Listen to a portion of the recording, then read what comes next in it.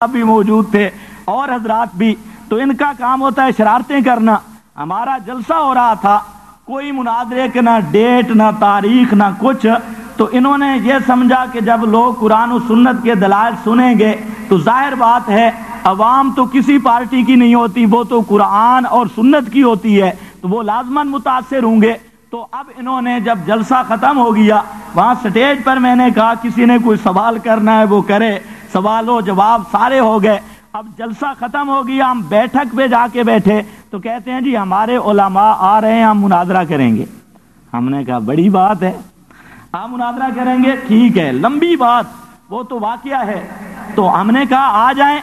जब वहां पहुंचे तो एक मौलवी अशरफ बलोच था और एक वो पता नहीं कोई और था साथ, कोई गुमनाम, तो वो आके सामने बैठ गए।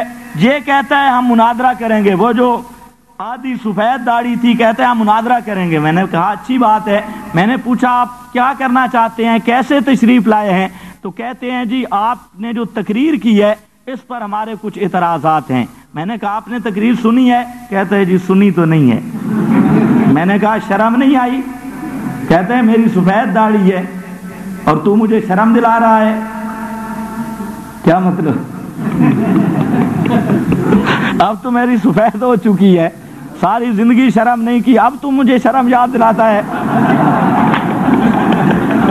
तकरीर सुनी नहीं और कहता कि तकरीर पर एतराज करूंगा। अब अंदाजा करें बगैर सुनने के। अब फिर बात शुरू हो गई तो वो कहता है, दूसरा जो मौलवी साथ था उसने सीधी बात की है, मैं उसकी तारीफ करता हूं।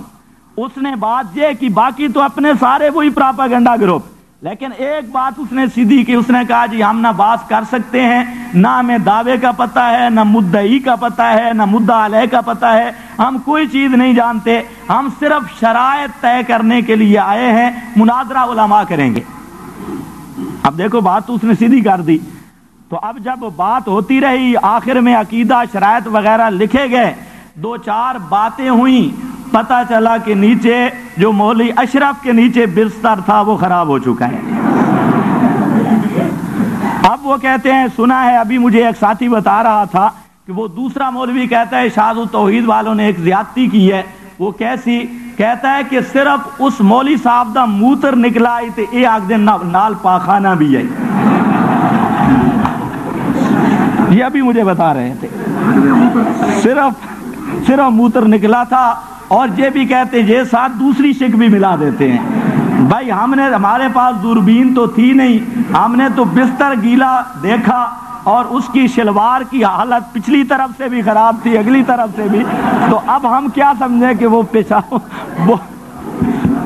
वो बॉल था या बराज था, वो आगे से आया या पीछे, हमें क्या पता।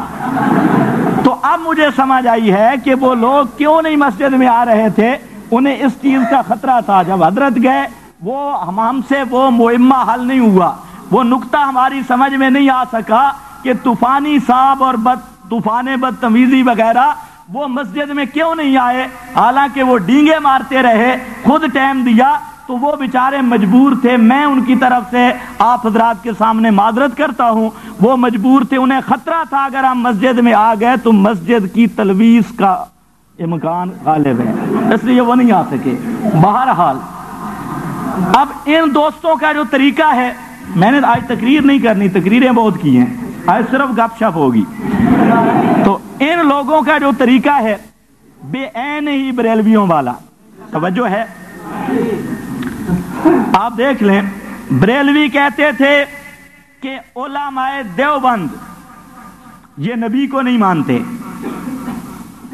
ईमान से बताओ, ऐसी बात थी? प्रोपेगेंडा करते कि उलमाए देवबंद ये नबी के बेअदब हैं, नबी के गुस्ताख हैं, ये पैगंबर को नहीं मानते, ये मौइज़ात के मुनकर, ये करामात के मुनकर, ये बरेलवी प्रोपेगेंडा था।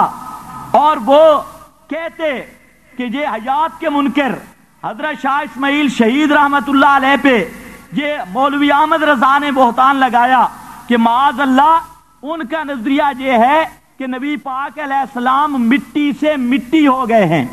मौलवी अहमद रजा ने हजरत शाह इस्माइल शहीद पे ये इल्जाम दिया कि शाह इस्माइल शहीद के नजदीक माअज़ अल्लाह یہ اس نے عقیدہ ذمہ لگایا کہ وہ نبی کے جسم کو بھی محفوظ نہیں مانتا، اور اسی طریقہ سے انہوں نے اتنا شور کیا کہ یہ لوگ درود کو نہیں مانتے۔ بریلوی کہتے ہیں یہ دیوبندی حضرات جو ہیں یہ درود کے منکر ہیں، درود نہیں مانتے، یہ نبی کا نور نہیں مانتے، یہ کرامات نہیں مانتے، یہ نبی کو معاذ اللہ اپنے جیسا بشر مانتے ہیں، اور یہ کہتے ہیں کہ نبی پاک علیہ الصلوۃ والسلام کا علم جانوروں کے برابر ہے۔ یہ بریلویوں کا بہتان تھا علماء دیوبند پر۔ اب وہ تو بیچارے اپنی میں پڑ گئے، اب انہیں تو صفائیاں پیش کرنی پڑ گئی اپنے عقیدہ اور ایمان کی۔ اب یہ دوست آئے، انہوں نے علماء دیوبند کے ترجمانوں پر وہی اعتراض شروع کیا جو بریلوی علماء دیوبند پر کرتے تھے۔ انہوں نے یہ کہا، پراپاگنڈا کیا، مستقل پراپاگنڈا مہم کے تحت کہتے ہیں حیات النبی کو نہیں مانتے، یہ عذاب و ثواب قبر کو نہیں مانتے، یہ نبی کی حیات کو نہیں مانتے۔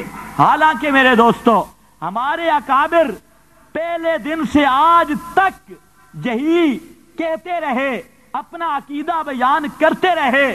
اگر مجھ پہ اعتماد نہ آئے، تسکین و صدور کے اندر مولانا سرفراز صاحب صفدر نے ہمارے اکابرین کی تحریریں ذکر کی ہیں، اور جس تحریر کو بطور عقیدہ کے پیش کیا، ہمارے علماء کرام یہ پیش کرتے رہے کہ ہم حیات کے منکر نہیں ہیں، ہم حیات مانتے ہیں، لیکن وہ حیات برزخ کی ہے، دنیا کی نہیں ہے۔ وہ حیات برزخ کی ہے، دنیا کی نہیں ہے۔ تمام ہماری کتابوں میں لکھا، مسالک العلماء میں شمس المحدثین حضرت قاضی شمس الدین رحمت اللہ تعالی علیہ، اسی طریقہ سے حضرت محدث کبیر محمد حسین شاہ صاحب نیلوی رحمہ اللہ نے عقائد مسئلہ سماحیات کے بارے میں عقائد کی کتاب لکھی، عقائد علماء دیوبند، اور اسی طریقہ سے ندائے حق کے اندر بار بار لکھا کہ بھائی ہم حیات کے منکر نہیں، ہم عذاب و ثواب قبر کے منکر نہیں۔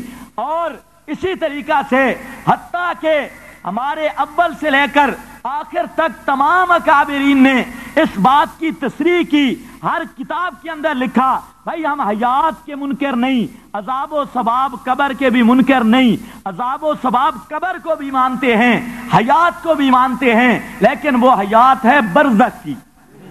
حیات کس کی ہے؟ کون سی حیات ہے؟ برزخ کی۔ لیکن انہوں نے کیا کہا؟